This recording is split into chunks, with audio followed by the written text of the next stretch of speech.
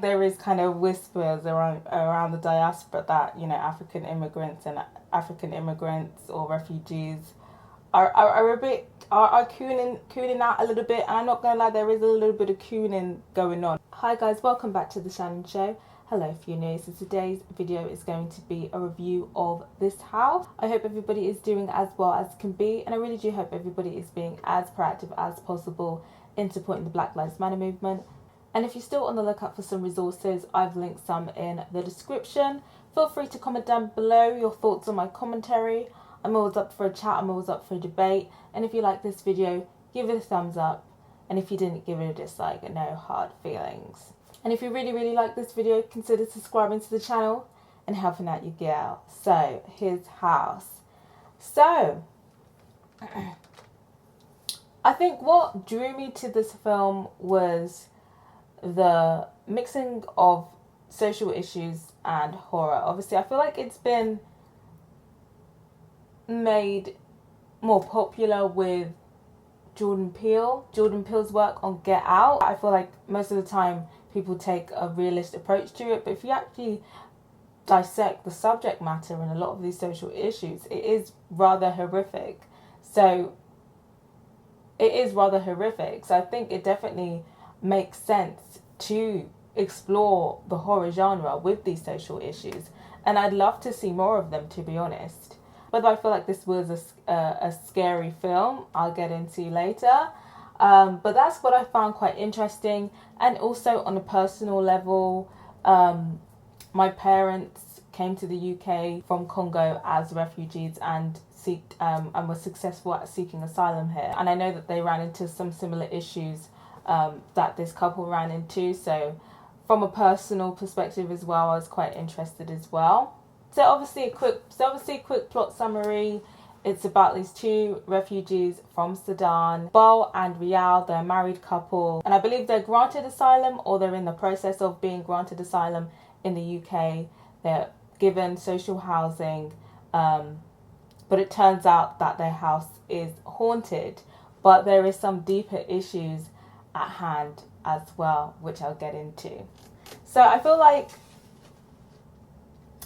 I'm going to touch on the social issues that they cover first, and then go into my thoughts on the overall plot.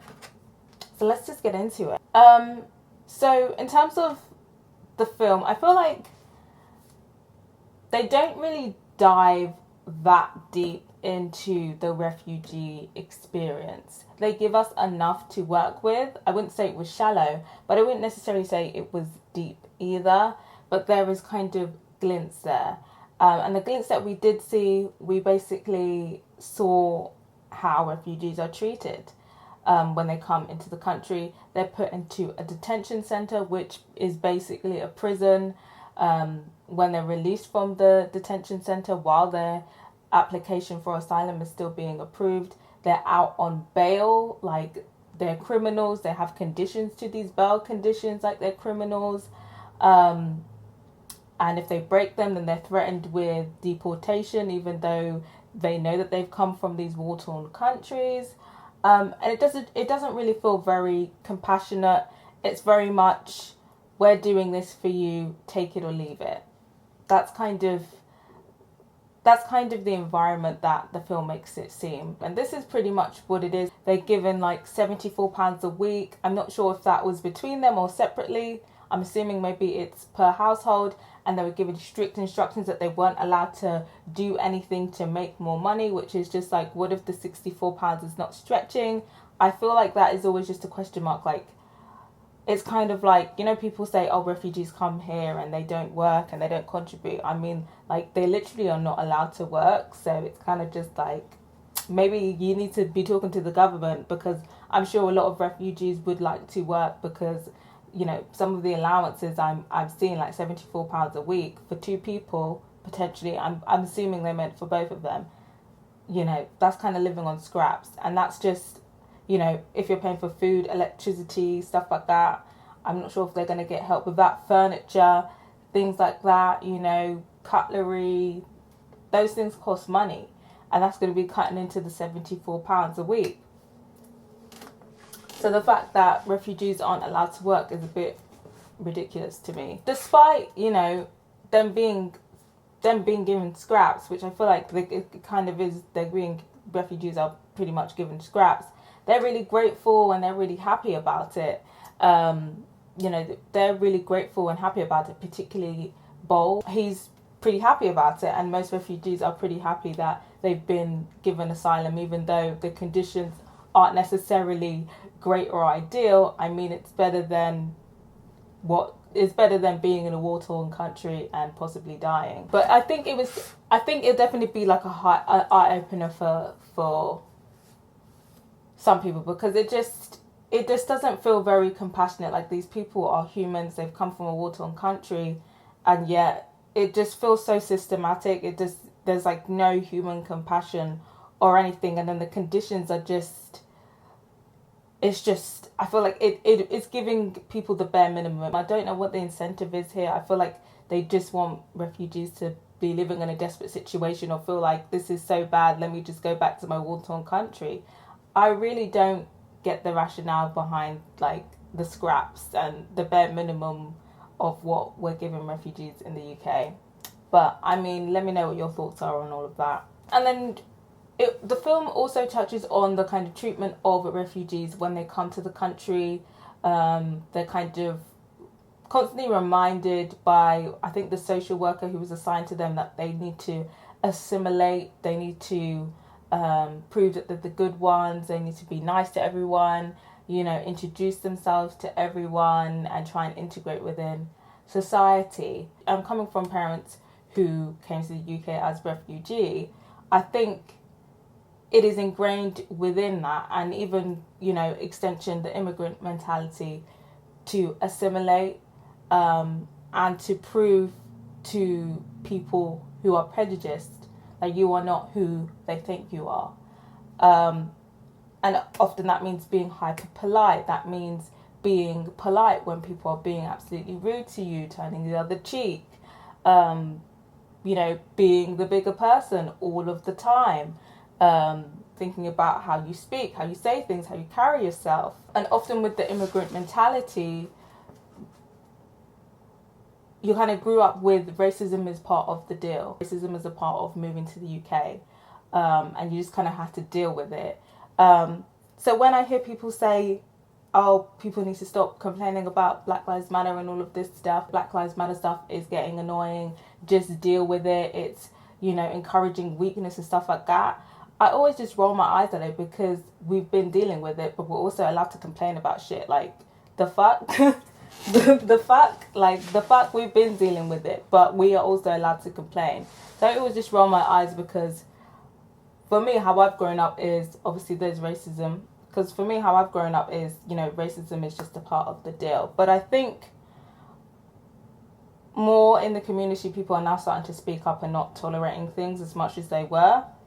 But for me, the kind of, you know, child of a refugee, the mentality is racism is a part of the package deal of living in the UK, living in Europe. And you just got to deal with it, and you just got to prove to people that you are not who they say you are. But after a while, it just gets really tiring, and you're going to get to that point where you snap and you're just like, fuck this shit and fuck these fucking racist people. Like, why am I fucking bending over backwards to please these racist people? You get to that point eventually, but that is the mentality in my opinion. But I'd be interested to hear from you guys, because I feel like there is kind of whispers around the diaspora that, you know, African immigrants or refugees are a bit are cooning out a little bit. And I'm not gonna lie, there is a little bit of cooning going on, but I think its roots is in assimilation. I feel like Bol is taking his assimilation the most seriously. I feel like Rial is a bit more resistant, or perhaps even in her own home, she just wants to, you know, do things the way that they did it back in Africa. But Bol was just adamant that they need to use knife and forks, and they need to speak in English all the time. And you can just see him like obsessing over the advertisement of the white British family, and how he just feels like he needs to now look like this poster. And honestly, in my experience, I really don't think it's that bad. Because most of the time, I'm not really sure because I'm not from Sudan. In Congo, we wear quite Western clothes anyway, so Western clothes is not really that big of an issue in terms of assimilation. I mean, we still use knives and forks in Congo anyway. I mean, there's some foods that you eat with your hands. But yeah, when he was like going hard, like, oh, they need to eat with a knife and fork, I was just like, okay, this seems like a little bit extra to me, to be honest. I mean, you're in your own home, no one can see you. But what did you guys think about Bowles' obsession with assimilating into society? Particularly from people from immigrant or refugee backgrounds. Can you relate to that on some level, or do you just feel like maybe the film like exaggerated a bit too much? What I think is also quite interesting is again, it's very subtle, very quick, they didn't really go into it, is how the church usually does help out refugees. So I come from a Christian background. My parents are Christians, and that's the religion I grew up in. And the church helped them out a lot. But I would have liked to see more of the kind of church-refugee relationship, because I feel like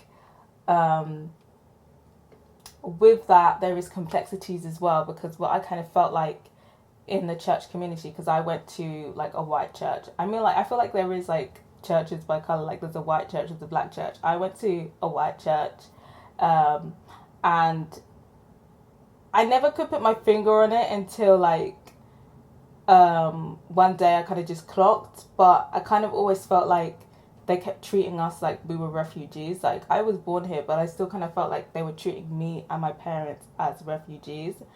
And like they'd always ask us about like what's going on in Congo and stuff, like, are our families okay? And it's just like, I kind of just felt like fake sympathy. So I would have liked if they kind of explored that, because the churches are doing good things for refugees, but I think oftentimes it's very unconscious, but they do kind of look down on refugees, and they kind of just feel like they're doing God's work and just forgetting we are the same as them, like normal human beings, like, So I would have liked if they explored that a little bit more. But yeah, it's just a kind of quick thing that they put in there. But I'd be interested to hear from you guys, especially if you are from a refugee background, whether you're a refugee yourself or your parents came to Europe as refugees and the church helped you out. I'd be interested to hear about what your relationship was with at the church. The film also deals with xenophobia, prejudice, and undertones of racism as well. We do see a particular scene where it was kind of black on black xenophobia, which is a thing. I think it is less prevalent, but it is a thing. There was a particular scene, obviously, that we saw with some teenage black boys, and Rial asked them for help with directions, and they're just taking the piss out of her accent and basically telling her to go back to Africa.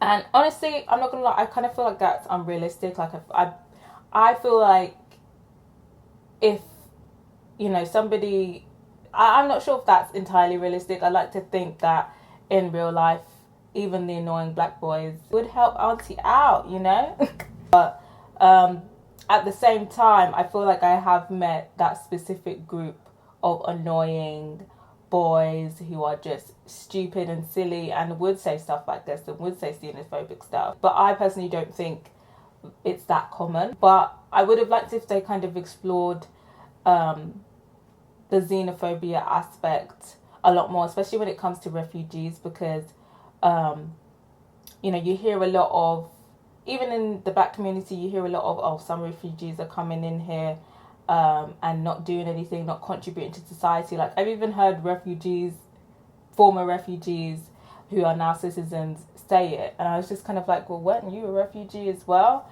And they're like, oh yeah, but I worked and this and stuff. But it's like, refugees are legally not allowed to work, so it's just like, what do you want them to do? What do you want them to do, babe? So, they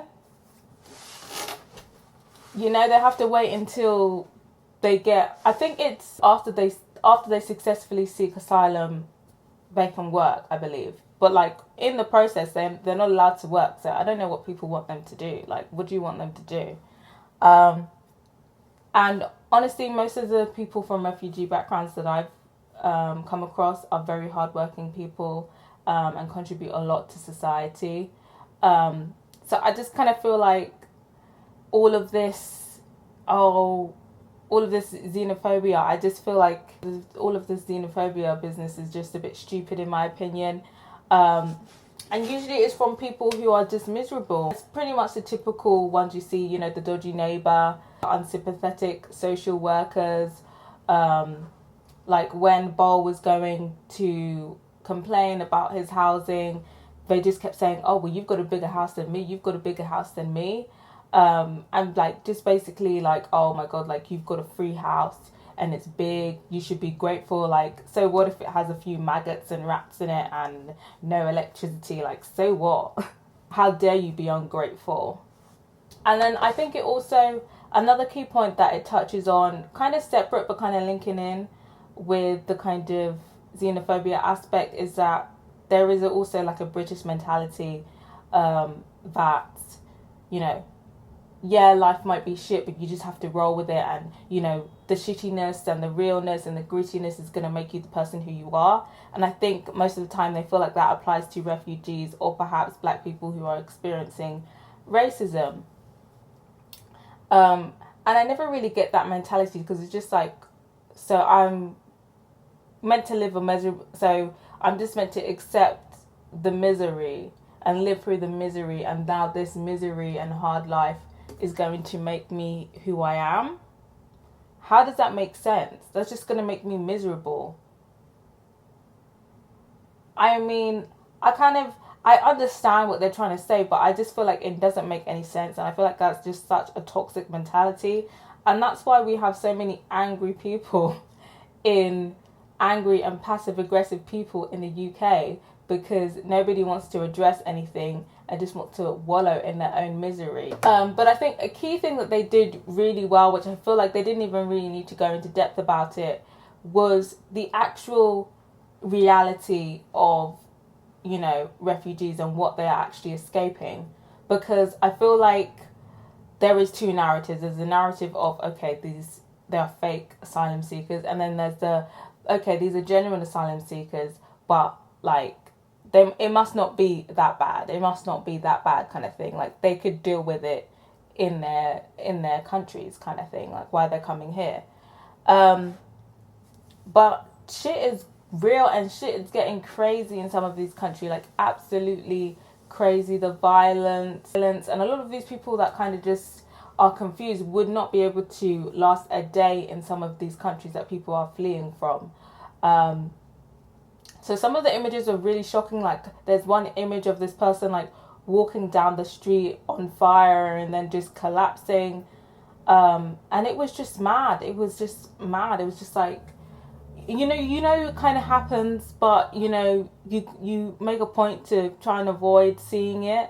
And then when you finally see it, you're like, shit is really crazy out here. So I feel like it didn't really need to go into this whole speech or, you know, emotive, poetic depiction of what is happening. I feel like what they showed was real and straight to the point, and pretty much the message was clear. So I appreciate that imagery. I don't think it needed to dive in deeper, in my opinion. I think it also kind of touches on kind of like when refugees have had enough, because I feel like Bol really wanted to stay, but Rial kind of had enough. You know, she had been discriminated against. She wasn't really happy in the house. She wasn't really happy with their relationship and how it was going and how this house was making them crazy. Bol, he was quite resilient, just kind of ignoring it, just kind of like, okay, this is a package deal. But with Rial, she kind of had just had enough. Like it got to the point where she just wanted to go back to Sudan. Like she'd rather be in war-torn Sudan than be in the UK, even though it's, I guess, quote unquote safe. Obviously she ended up wanting to stay, but I think that's also an interesting point. And I think it's not really talked about, you know, refugees being fed up, because I think there's this kind of this notion of they should be grateful. Like, oh, yeah, they have to deal with a little bit of racism, but it's better than. So, yeah, I would have liked if they explored that a little bit more because I feel like that's not really touched on. That's pretty much the key points, I think, in terms of the social issues. But in terms of the narrative overall, before I talk about that massive reveal, I feel like overall the narrative was pretty solid. It had an arc that kind of came full circle, and then obviously we had that kind of juicy reveal. Like sometimes it kind of felt a bit dragged out with obviously the hauntings and the stuff that he was going through, and us figuring out that it might not actually be tied to this house and be tied to them. I feel like sometimes it got dragged out, and like the episodes of the hauntings or the spirituality stuff happening, I feel like sometimes that was a bit drawn out. But overall, I feel like it was a solid concept in terms of the way that they intertwined horror in it.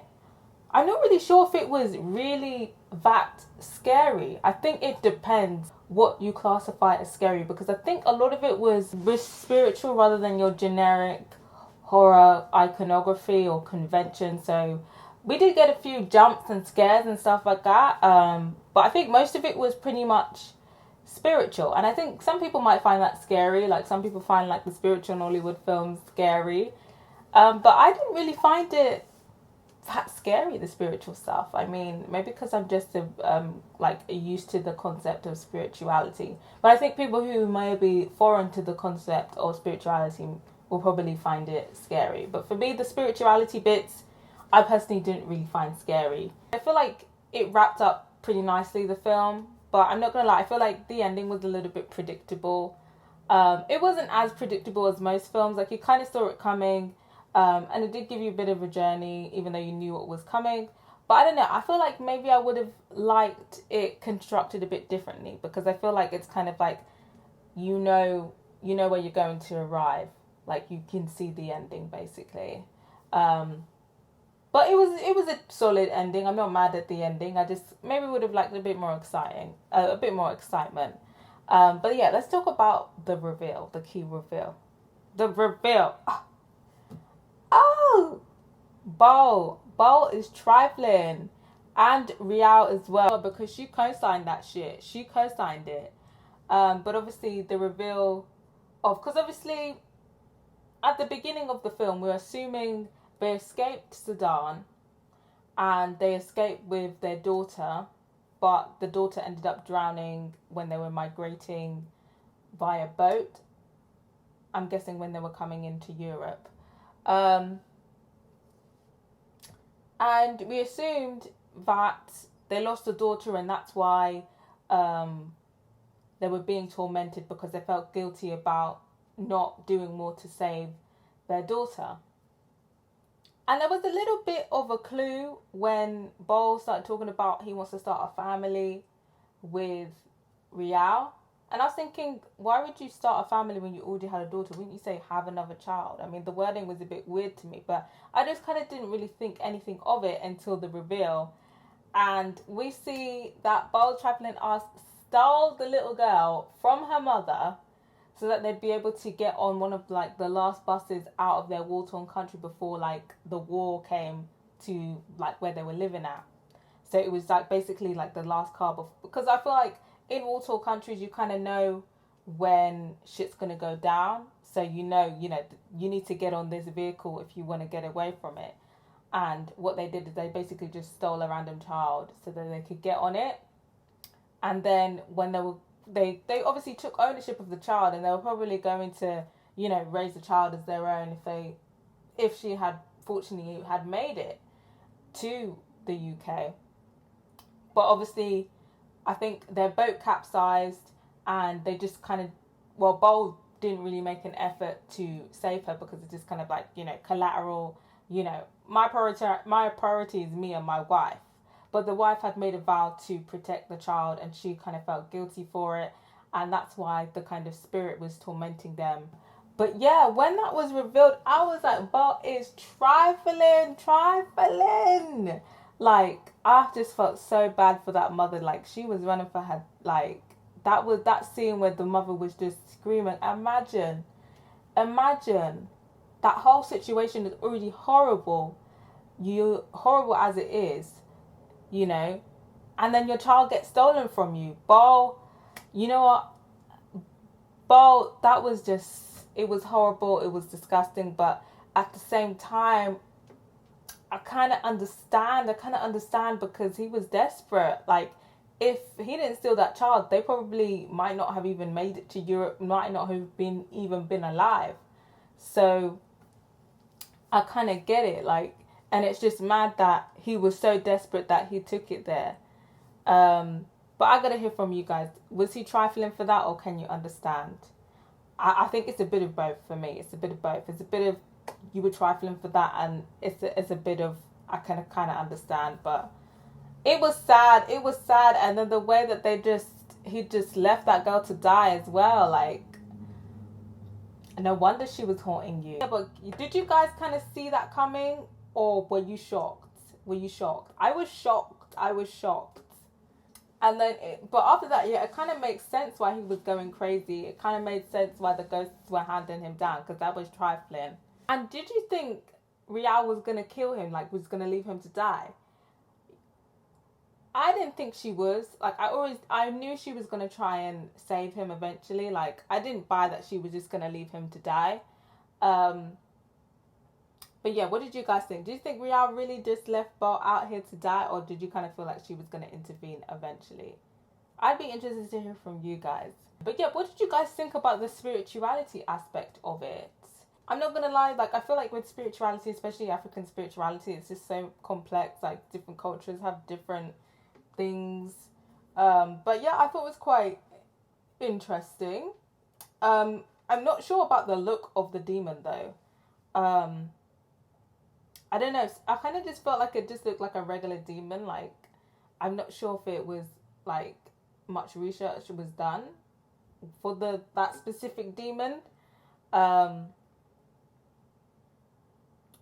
yeah, I feel like it was okay. I feel like maybe there could have been a bit more research in the entities, because I feel like, you know, the ghost coming made sense, but I feel like the actual entity, I feel like it was a little bit generic, to be honest. It was just kind of like, okay, African spirit, we'll get an African voice actor, and yeah, we'll just make it look scary. So I would have liked a little bit more nuance with the entity that was after Bo. But I'd be interested to hear from you guys. Were you scared by that entity or not? Let me hear from you guys. So in terms of the acting, I feel like overall the acting was pretty solid. I feel like there was some really beautiful moments, especially from Wunmi and Sope. I'm not sure if they had like romantic chemistry, but I feel like they had shared experience chemistry. I can't like describe it. Like, it was kind of like they'd been through so much together that they were bound together. But I'm not sure if I saw any romantic chemistry. But chemistry, like a relationship, like these are two people that know each other, I think the chemistry was there. I think you can definitely tell they're not from Sudan. Like, they definitely look West African. They're both Nigerian. The accent wasn't very Eastern African either, which I think they could probably get away with, but I kind of noticed it. I did notice it. But I'd be interested to hear from East African viewers watching this. Did you notice it, or no? Do you think they can get away with it? I kind of noticed it. Overall, I feel like it was a pretty solid performance. I feel like Wunmi was the standout. Like, that scene where they were back in Sudan and she was with the women, that scene was probably one of her strongest. And when she was calling him a liar, when she's like, "You're a liar," oh, I was like, oh, she really called him out. So I feel like Wunmi was the standout, but Sope did a great job as well. Matt Smith, he was kind of just like a basic character, but I feel like he played his role well. I mean, it's not the hardest role in the world. In terms of the technical aspects, I feel like the cinematography was decent. I feel like sometimes it kind of did feel a bit like Get Out, like when they were like zooming into his face, you can tell there was a bit of inspiration there. I feel like sometimes the length of the shots were too long to build suspense, especially when you kind of knew what was going to happen. Like, by the third, haunting, you kind of knew what was going to happen. So I feel like it would have been beneficial to switch up the camera work so that it wasn't so predictable. I think the makeup was pretty good in my opinion, of like the monsters and of like, you know, the spirits and the ghosts. Makeup was pretty good. I feel like the CGI was pretty decent some of the time. Some of the time it did look really fake. So like when they were in like the water and stuff, on the boat, the green screen or CGI, whatever they did, the special effects looked obviously fake in my opinion. Not the worst I've seen, but you know, it's like, okay, this is fake. And I feel like the score was pretty decent as well. I feel like it created the kind of atmosphere of when, you know, the scary stuff was happening, when the horror stuff was happening, and also the environment as well. I feel like the score was very subtle in putting you in the kind of environment of, you know, the council estate environment, the grittiness, and also at times where you didn't feel worried about them. So like when he was at the pub, and it was like a friendly atmosphere, you could feel like the school kind of relax a bit. But then when it was like, oh, he could be followed around by the security guard, you know, you could feel the school kind of tense up, and it was very subtle. So I appreciate how they did that. But yeah, that's pretty much my thoughts on everything. In terms of what I would give it out of 5, I think I would give it a solid 3 out of 5. I feel like it had a strong foundation, but I feel like there were bits that it could have improved on just to make it that little bit stronger. But I think it is a solid watch. So if you're here and you just kind of wanted to know what it is about, I would recommend watching it. But yeah, do let me know what you thought about the film. Did you like it? Did you not? Did you kind of just feel like it was all right? Do let me know what you thought about my thoughts. Subscribe if you haven't yet, and if you have, don't forget to put my notification bell on so you know when the next review is dropping. I'm also trying to get to 2.1k subscribers, so I'd appreciate if you help me reach that goal. And thank you to everybody who has subscribed so far. Till next time, guys. Bye.